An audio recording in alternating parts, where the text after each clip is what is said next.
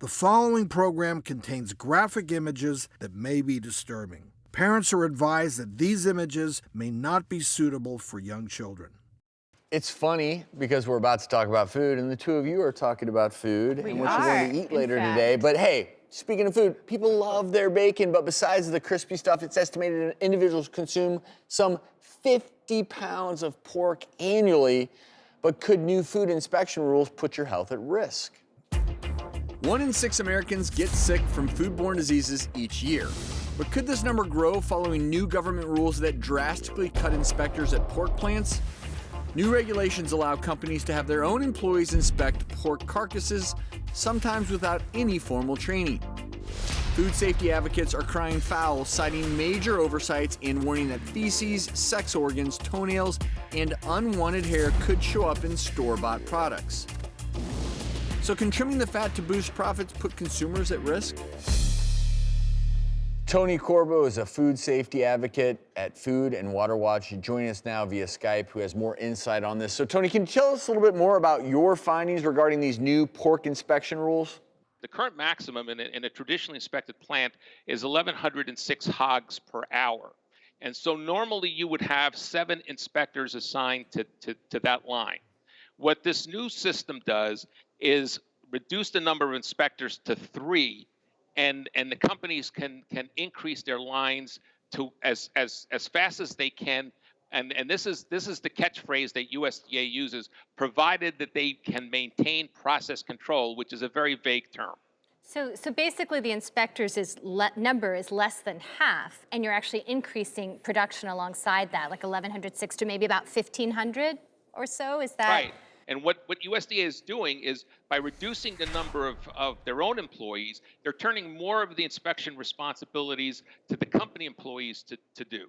And so what we're finding is that there are more contaminants on the carcasses. There was feces, bile, toenails, other contaminants on the carcasses. 73% of the noncompliance reports filed were against the pilot plants. And very troubling was a finding that where in 32 instances between 2012 and 2016, there were carcasses that were so contaminated that had they gone into the food supply, it would have caused foodborne illness. And Tony, is there any way for a consumer to check the packaging of what they buy to see if where the plant that product comes from is in this pilot program or otherwise? Yeah, on all packages of meat and poultry, you'll see a shield on the packaging. It says U.S.